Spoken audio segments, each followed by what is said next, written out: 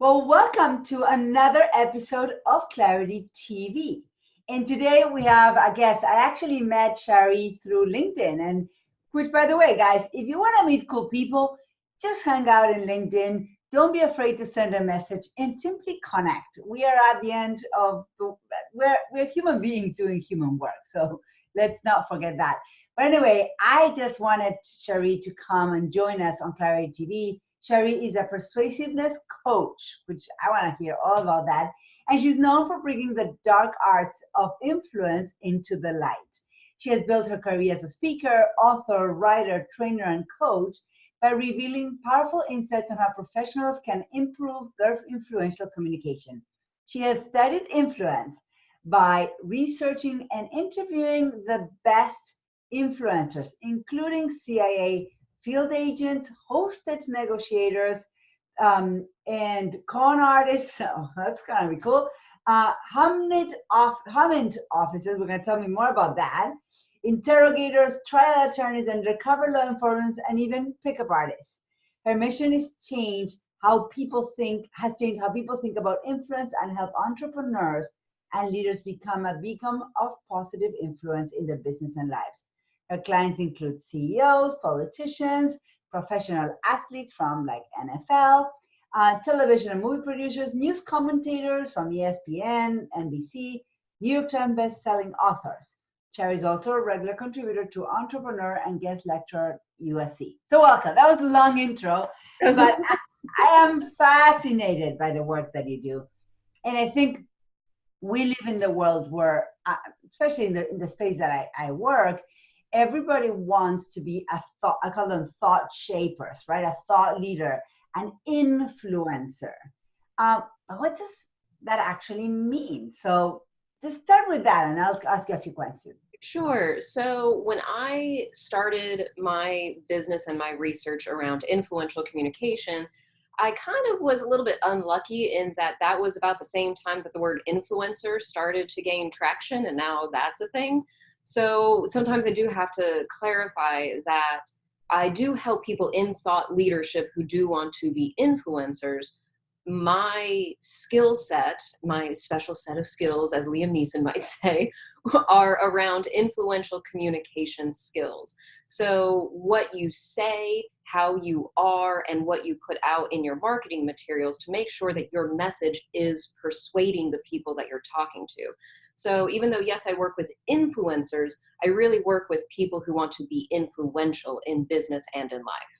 I love that, and I love that differentiation. It's like those that wanna be the ones leading the conversation. Yes. That they might not be right now. And you help them get that stickiness in their verbal or written communication. Correct. So we have different frameworks that we walk through. We have tips and techniques, whether it is through one-on-one conversational influence, which tends to be either a leader or employer talking to an employee, or somebody in sales who is hopping on sales calls. I also help a lot of my clients that go to expos and conferences, help them with their networking skills, as well as help them set up their booth to where their sponsored booth is eye-catching, because the message lets the people around in that event feel like they know me, they can help me, versus making a lot of the mistakes that people usually make. I love that.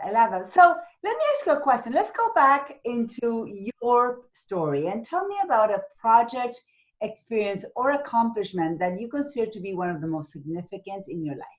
Oh my gosh. You know, professional, both. Yeah, well, I'd say one of the challenges that I put myself in, I mean, I put myself in all of my challenges, let's be honest. But obviously starting my business way back in the day, I started my business when I was 24. Wow. And so there was a little bit of gumption, a little bit of courage, but also a whole lot of naivete when I started. So I think that was a first leap. The other big leap would have been when I moved out to Los Angeles.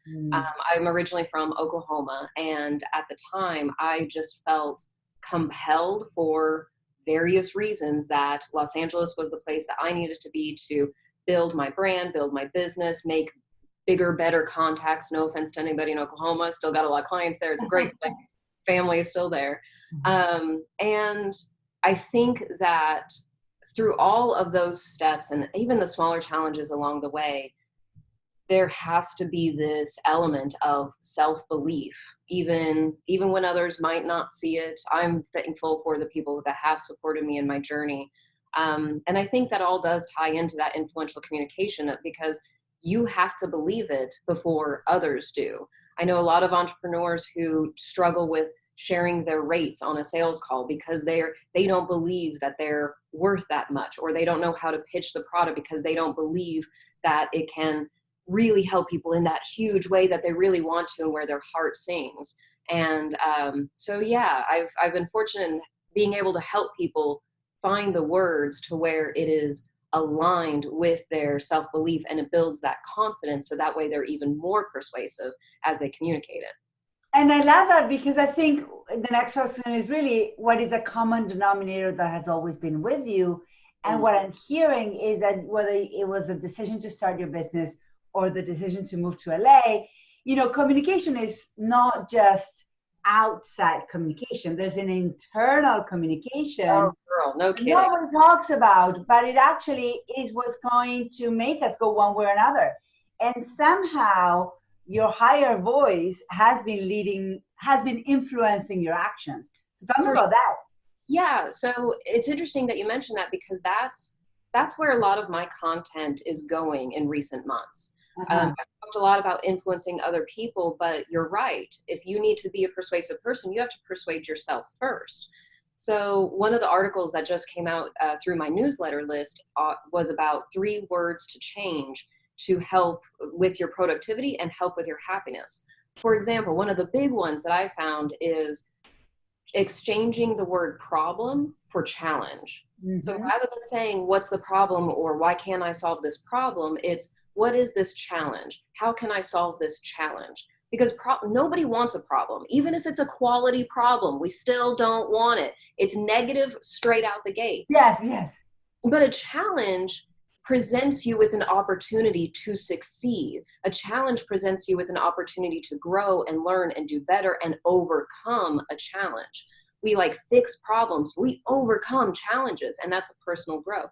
So just identifying some of those nuanced examples of the words that we're using in our inner dialogue makes a world of difference. Yeah, and so here's, I want to go picky on something, because whether we're talking in an inner dialogue or outside into the world and sharing about our message and our work, there's a very big difference between convincing yourself to move to LA or convincing someone to buy your product and persuading. What's the difference?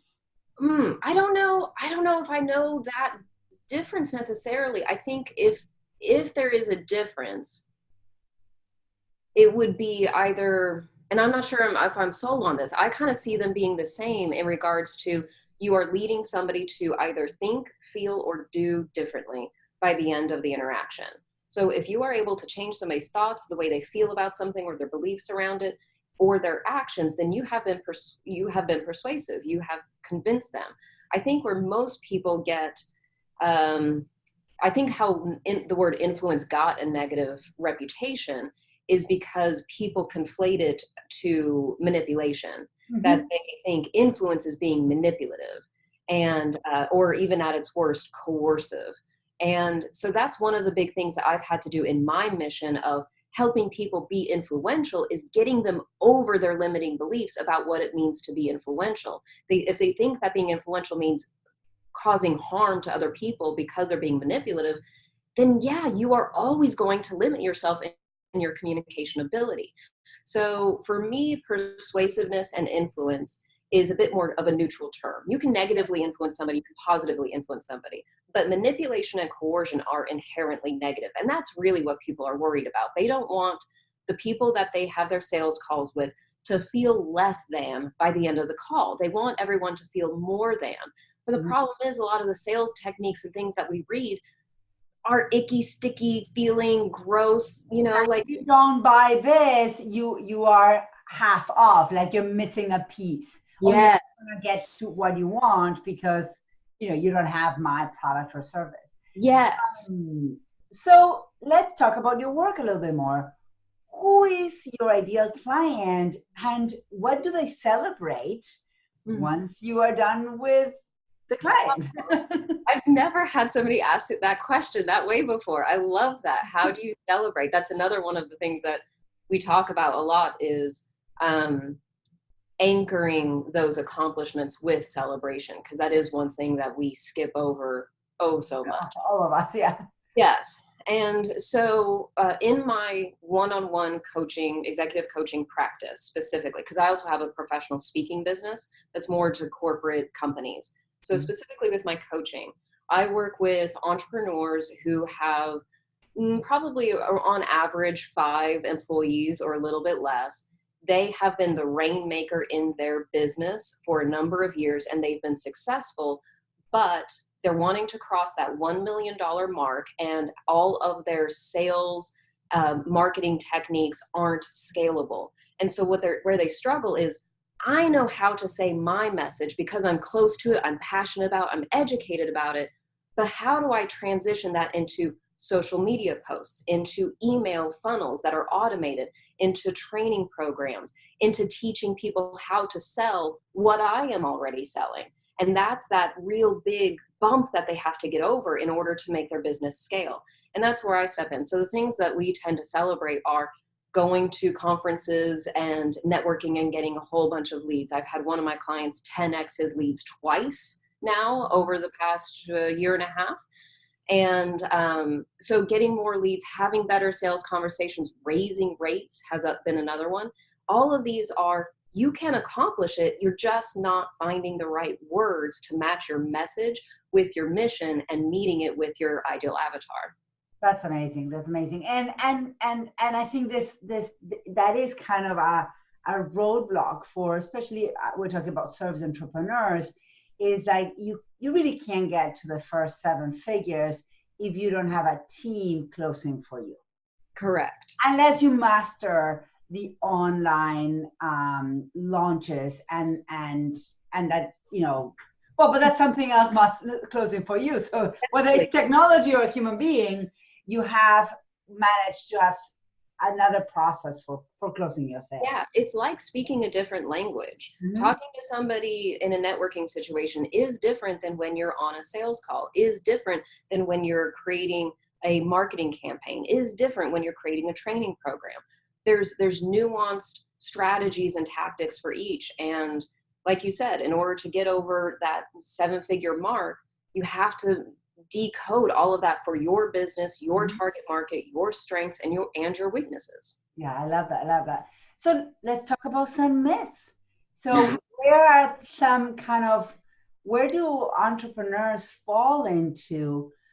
For example, I think a myth would be like, nobody can sell like me, or a landing page will never close a high ticket product. Mm-hmm. Sure. So yes, those are some common myths. I think another big one that I see holding back a lot of people is the myth that I don't have a big enough social media following or my email list isn't big enough. My clients are niche target market specialists. So I have clients in health practices as advanced practitioner nurses. I have clients that build software for banks. I have clients that create technology for telemedicine. They're in a niche. You don't need to have a huge list in order to have a profitable business. You can have a small list, but if your message is on point and your offering is on point, then all that matters is the checks that are coming in and that your bills are being paid. You and I both know entrepreneurs that have great social media followings that are not paying the bills. Yes. I once worked with a client who loved the social media part, and she had, at the time, I think she had 60,000 followers on Instagram 2 years ago. 2 years ago. Now she's like double that, but there was no framework for monetizing. She wasn't making any money, not a little money, like no money. Right. I love that. I love that. So, tell me about your coming year. What are you most excited about in the next 12 months? Oh, goodness. So we have a influential thought leader course that is coming out. So this is the condensed version of things that I do for my one-on-one clients, specifically in the content marketing space. So how can they turn their intellectual property into consistent content marketing, but without completely burning out and flaming out and wasting time on things that aren't delivering dollars? Because my whole thing is social media is great, but I want social media to lead to sales conversations, and I want social media to lead to sales. And if it's not doing that, then it's a waste of your time. So it's a whole system and support system and coaching throughout that program. And then next year we have a celebratory event after the course in my vacation home in Coachella, California, where we mastermind around that. So that's super exciting for me because it helps me leverage what I've been doing with my one-on-one clients in a helping more people. Basically, they don't get everything that they would get in one-on-one, obviously, but in this particular in this particular problem that they're trying to solve, we got the system for that. So that's what I'm very excited about. I love that. That's exciting. So make sure you share more and tag me if you want to share more about information about that, and have my followers just watch it too. Yeah. And so we are building the Clarity TV library.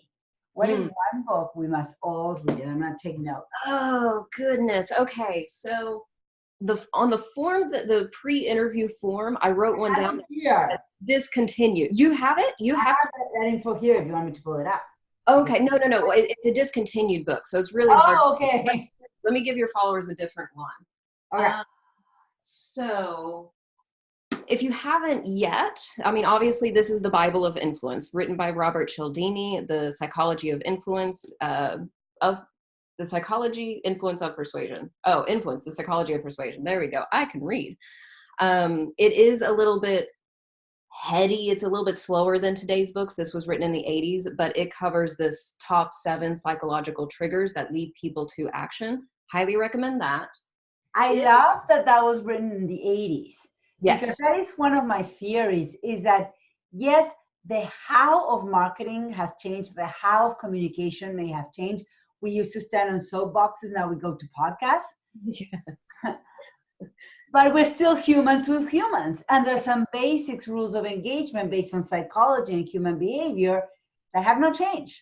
Yes, exactly. And so sometimes go back to basics, because they had, the theories of the 80s can play out very well today. Yes, exactly. We are slow evolvers. We have a few millennia before we as human beings are going to change. Yeah. So all of this still applies. And I think for a more recent book, if this isn't your cup of tea for whatever reason, would be, I have a digital version, is Never Split the Difference by Chris Voss. Love it. It's one of the best communication books I'd say that's come out in the last 10 years. And not only did I love it, it's very based in coaching, and I'm an ICF coach, but it's an easy read. Like he did not, I love it because he met us where we are, which is basically we're not hostage negotiations. Right. And we pray to God that we never have to split the difference of someone's body. Like you take an arm, I take a leg, that doesn't work. Right, exactly. Thank you. I love that book. So I'll put it there. So where can people find you? Sure. So I would recommend, if they're looking for how to find their influential message, I have a workbook at mindreaderblueprint.com. And so that walks you through a 6-step question process that helps you figure out the through line of your target market. And if they are wanting to improve their sales and know the flow of a really successful sales conversation, then I would point them towards salescallroadmap.com. And that's a printable, at a glance sheet that you can keep on your desk during your sales conversations. And it also includes additional resources for each stage of the sales process. I love that. And I'll go and check it out myself. So thank you, Shari, for hanging out with us today. I really appreciate you taking the time and sharing, the work that you do. And I love the passion that you have. Thank you for the conversation. It's always fun talking with you. You're very welcome. Thank you.